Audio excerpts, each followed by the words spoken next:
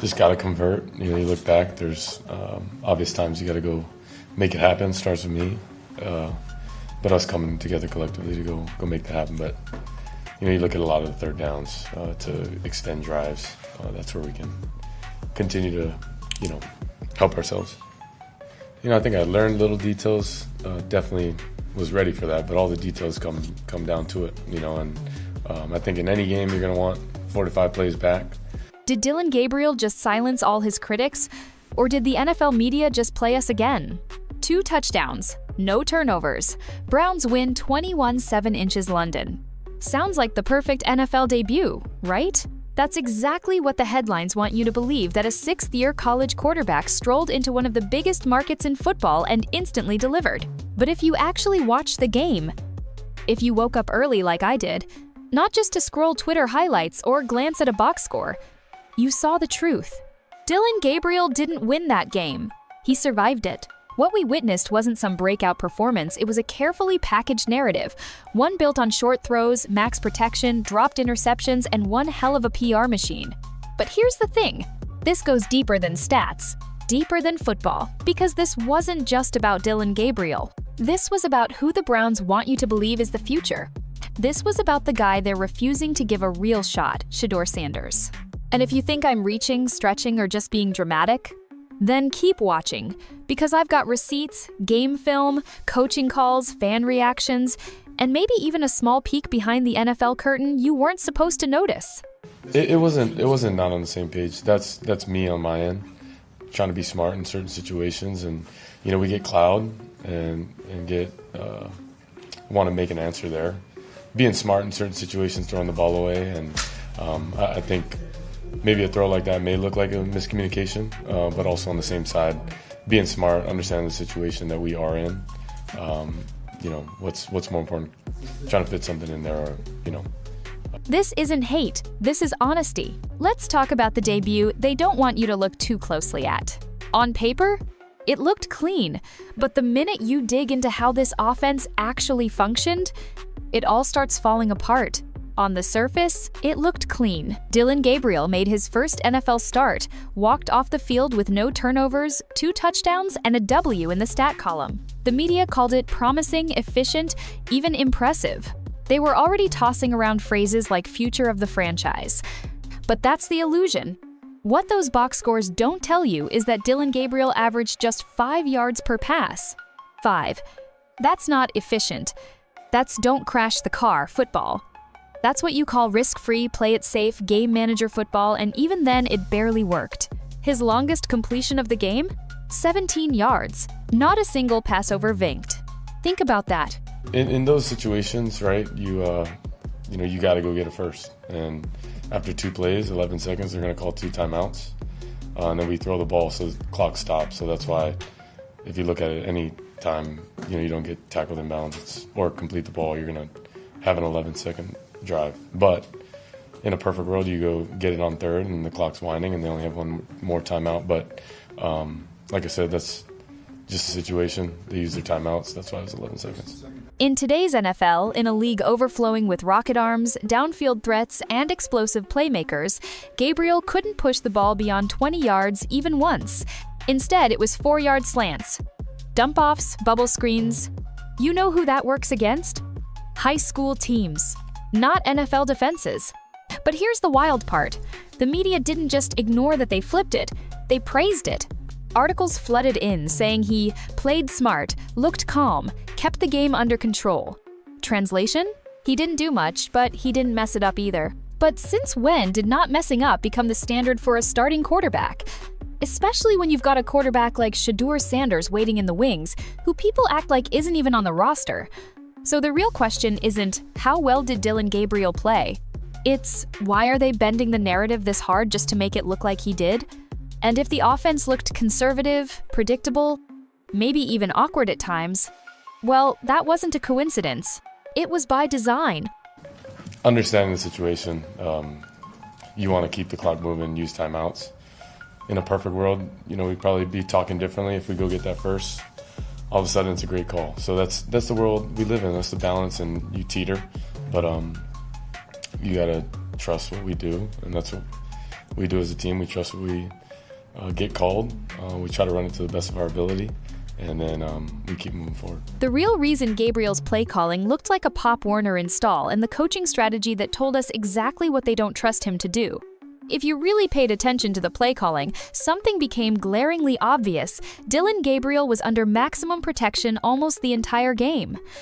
Now, for those who don't watch football beyond the highlights, let's break it down real quick. Max protection means fewer guys are running routes while more players stay in to block. It's basically the football version of surrounding someone with bodyguards at all times, not because they're dangerous, but because they're vulnerable. That was the Browns' game plan from the first snap: protect Gabriel at all costs. Why? Because they don't trust him. Max protect isn't something you see this heavily unless you're dealing with a quarterback who can't process fast enough, can't see over the line, or simply can't handle pressure. And from the very first drive, that's exactly how Kevin Stfansky treated Gabriel, like a quarterback just trying not to break. And it showed. The offense looked safer than a minivan commercial. 3-man routes. No deep options.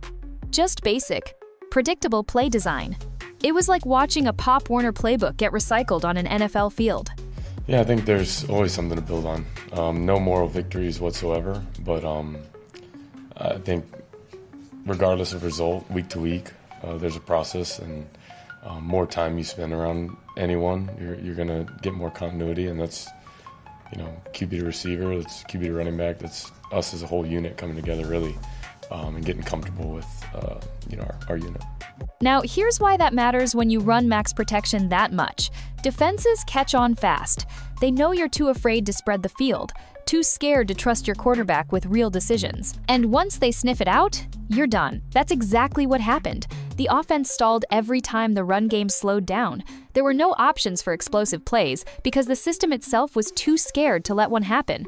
And let's not forget, this is the same game plan Stfansky rolled out during camp, OTAs, and preseason. He's been preparing for a season of playing it safe with his guy Dillon. This isn't hate. This is a pattern. And if Gabriel was supposed to be some big-time answer under center, the coaching staff wouldn't be hiding him behind 8 blockers every snap like he's in witness protection. Let's be honest, watching the Dillon Gabriel highlight reel doesn't even come close to telling the full story. Because when you sit down and actually watch the full game, you start seeing things the box score doesn't want you to notice. First, let's bring up the part everyone keeps glossing over. He threw 2 balls directly to the defense. Not contested passes, not tight window throws. I'm talking about straight into a defender's hands. And guess what? They dropped both. Just stone cold dropped them. If either of those gets caught now, maybe we're having a very different conversation. But because those picks were dropped, the narrative turned into no turnovers, poised performance. Yeah, our thought process is 7 seconds, try and catch the ball, get a chunk, get out of bounds, have a closer chance at doing it. And you saw the Hail Mary prior to the timeout. Just probably don't love your odds there, obviously, but anytime you can get it closer, that's what our thought was. Whether it was our deep V or that over route, got it. Nah, that's not poise. That's luck. You can't give a quarterback credit for not making mistakes when the mistakes were made, they just didn't count. And that's not even the worst of it. Most of the throws Gabriel made weren't impressive. They were underthrown, late, behind targets, or so conservative they might as well have been handoffs. 5-yard outs. Quick slants. Zero risk. The Browns weren't asking him to win the game, they were begging him not to lose it. Even when he had time in the pocket, he rarely pushed the ball beyond the sticks. And if you're wondering why, it's not just the scheme, it's a visibility issue. The man can't see over the line. It's obvious in the film. He stares down targets, holds the ball too long, and when he's forced to move, you'll notice he struggles with timing and throws off balance. It's the kind of performance that looks clean if you didn't watch it live, but painfully uninspiring when you actually follow every snap. So let's stop pretending this was some breakout debut. Let's call it what it was. A near miss wrapped in a velvet bow. The minute the clock ran out, you could almost hear the media engines revving. Dillon Gabriel shines in first NFL start. Poised, smart, and efficient.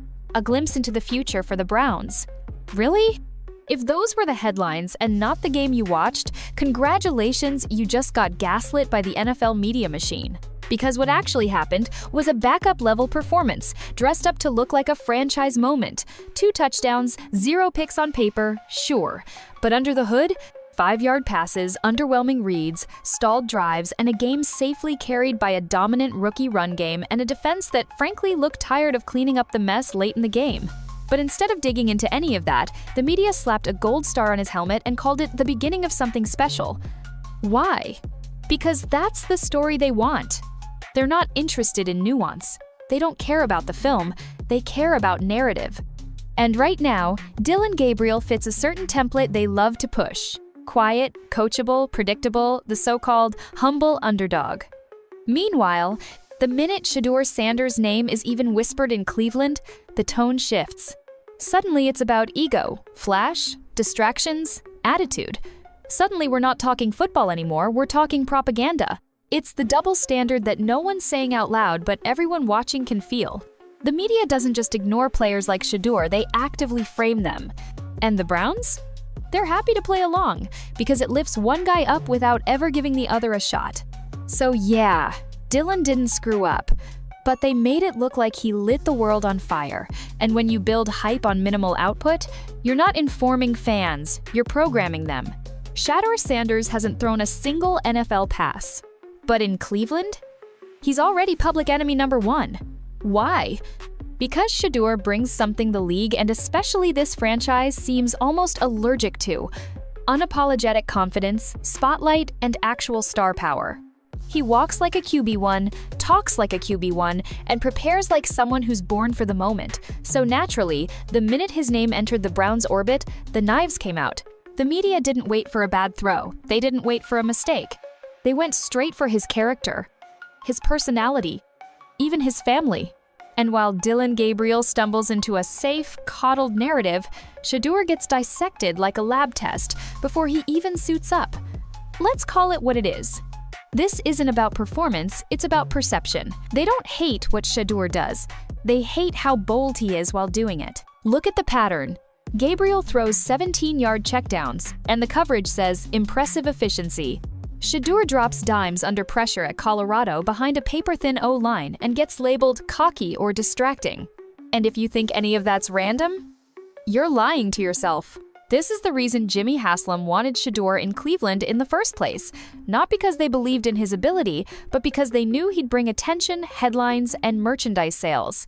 But the moment the fan base split, the moment the old-school minds in that locker room got uncomfortable, the smear campaigns started writing themselves. So while Dillon gets time to develop, Shadūr gets paintbrushed as a problem.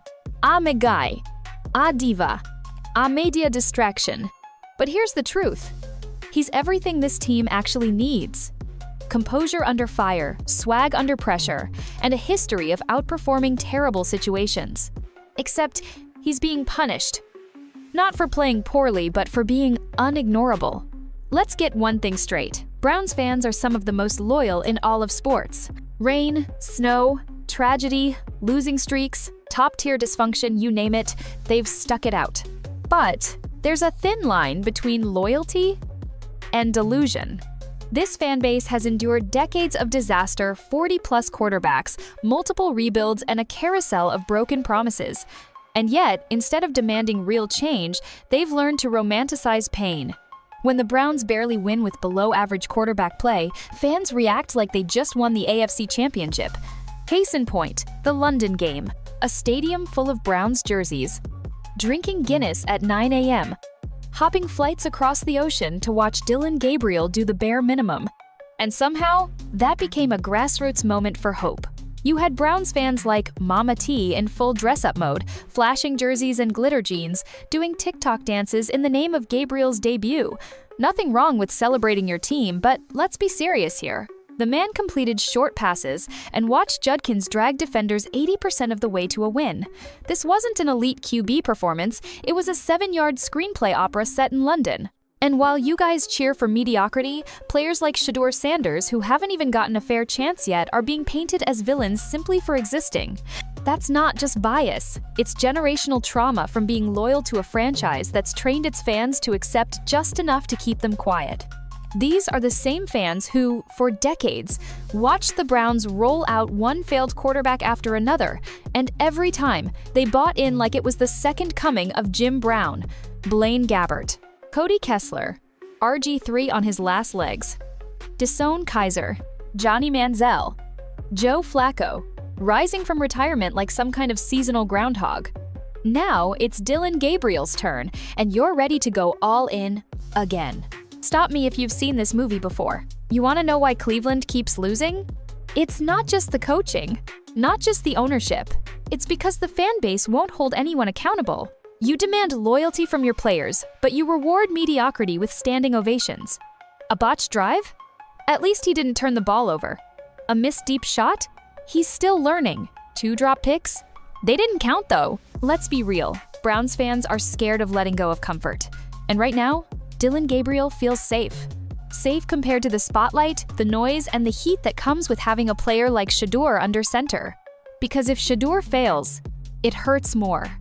It challenges the narrative. It makes you look at the system that held him back. And a lot of y'all would rather not go there. But here's the truth. You can't keep cheering for reruns and expect a championship. Loyalty is noble but blind loyalty. That's how you get stuck on repeat for 25 years. Let's talk about the man behind the headset, Kevin Stfansky. Once praised as a quarterback whisperer, a supposed offensive mind who could build quarterbacks from scratch and scheme wins out of thin air 5 years into his run in Cleveland. Where's the proof? Because right now, it looks like Stfansky's only real skill is playing favorites. Make no mistake, Dillon Gabriel didn't just stumble onto that field by luck. He was handpicked, prepped, protected, and above all, trusted by Stfansky before he ever threw an NFL pass.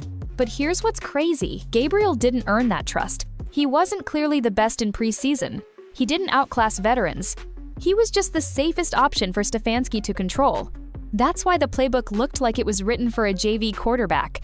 That's why they ran max protection all night, scared to test anything downfield. And that's why, when the game was on the line, they didn't even put the ball in Gabriel's hands. They leaned on Judkins. This isn't development, this is coddling. And the cost? The Browns' entire offensive identity. Stfansky's loyalty to Gabriel isn't just holding the rookie back, it's crippling the offense, handicapping playmakers, and wasting one of the most talented defenses in the league. When you run 3 plays in 11 seconds in the fourth quarter, fail to pin the Vikings deep, and hand them a short field, that's not bad luck, that's bad coaching. He's not adjusting, he's not evolving, and he hasn't built a single quarterback into a star since arriving in Cleveland. Let's look at the track record. Baker Mayfield? Imploded. Case Keenum? Fling it back up. Deshaun Watson? Career in limbo. Joe Flacco? A nostalgia tour. Now, Dillon Gabriel being gift-wrapped a future he hasn't earned, just because Stfansky wants a guy who follows the script.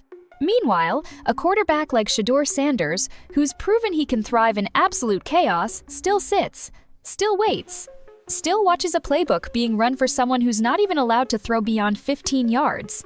And you have to ask yourself, why? Because Shadūr doesn't fit Stfansky's teedy little management box. He improvises, he talks, he commands a room, he challenges assumptions. He looks like a leader Stfansky can't control, and that terrifies him. So instead, we get a scheme built not to win, but to survive. And Dillon Gabriel? He's the quarterback version of a seatbelt, safe, slow, and only noticeable when things crash.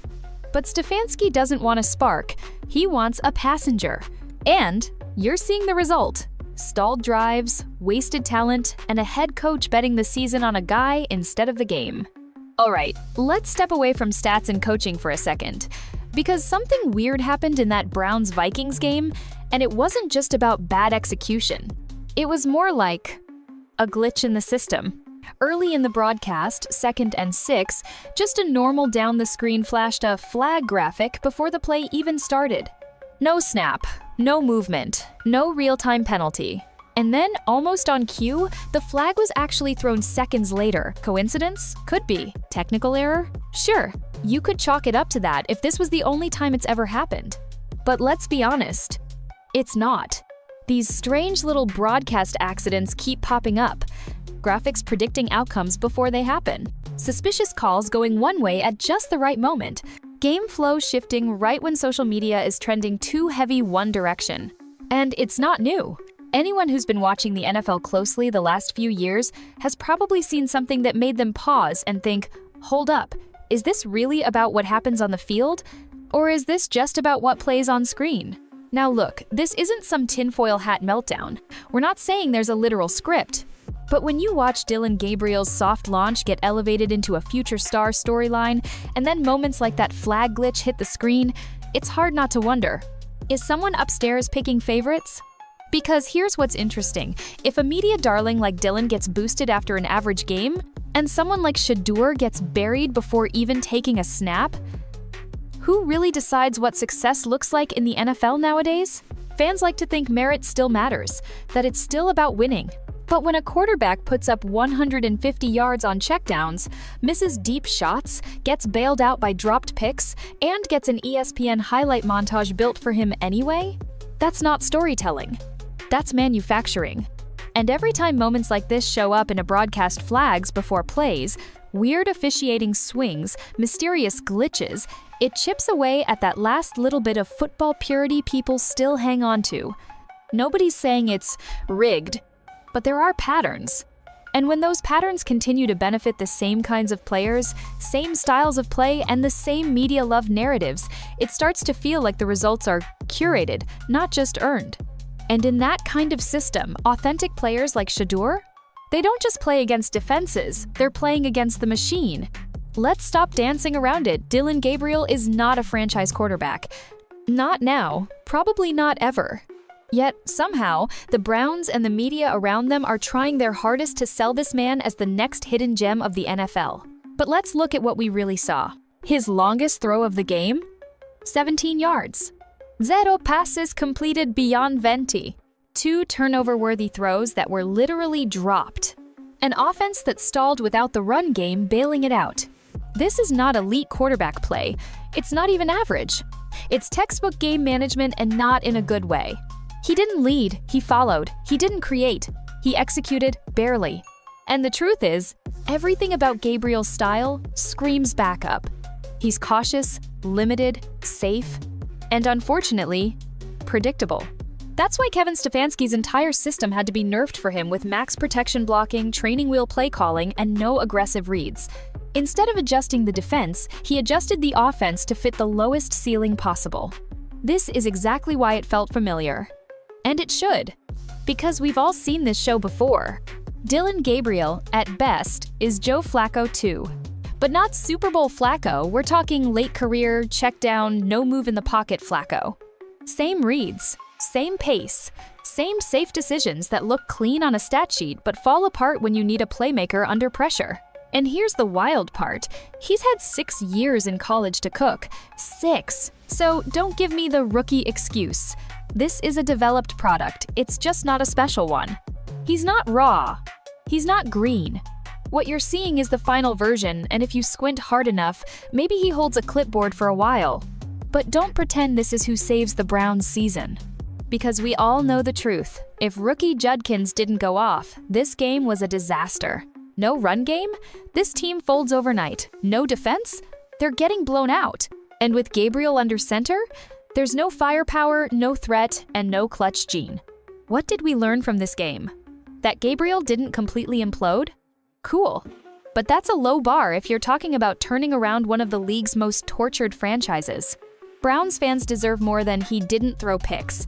You deserve greatness, not damage control. And right now, there's only one quarterback on this roster who's shown the ability to play through chaos, handle pressure, lead a locker room, and demand more out of everyone around him. And it sure as hell isn't Dillon Gabriel. So here we are. The Cleveland Browns spent an entire game hiding their rookie quarterback, protecting him from the pocket and from the press. Dillon Gabriel didn't lose the game, but he didn't win it either. And yet somehow the headlines read like he just rewrote NFL history. 2 touchdowns, no turnovers.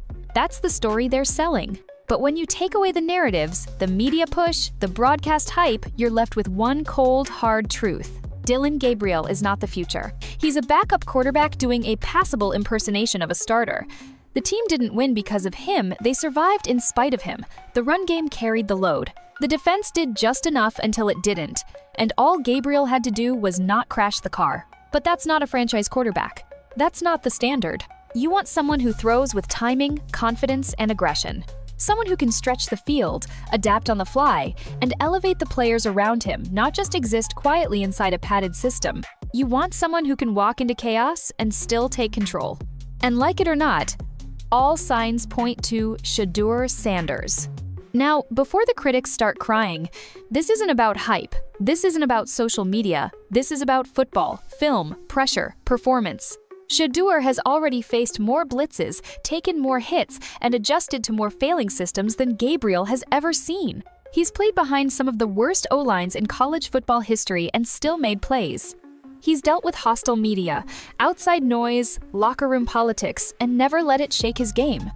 That's not ego. That's poise. That's not flash. That's fire.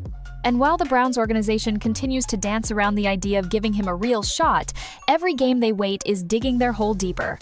You can keep playing it safe. You can keep pretending Gabriel just needs more time. But how many times have you seen this story before? New face, same result, another season slipping away in the name of development. But here's the kicker, Shadūr is built for this. Not just the game, the moment. And what's terrifying the Browns' front office and media even more than his ability is that he knows it. He's not the underdog. He's the sleeper they're afraid of waking up. Because the second you let Shadūr be the quarterback, not the villain, not the distraction, not the media scapegoat, but the actual leader of this team, everything changes. He brings attention, fire, accountability, and wins. And for a franchise that's been stuck in the fog for damn near 3 decades, that kind of leadership is exactly what Cleveland doesn't want to admit they actually need. So go ahead, keep hyping 2-yard flat routes and padded stat lines. Keep spinning the safe choice like it's something special. But don't be surprised when another promising Browns season slips away under another system-built placeholder. Because at the end of the day, it's not just about who can run this offense. It's about who can own it. And right now, the quarterback you've been ignoring, the one you've been doubting, is the only one on that roster who's actually built to lead it. Dillon Gabriel might be the moment, but Shadūr Sanders? He's the movement.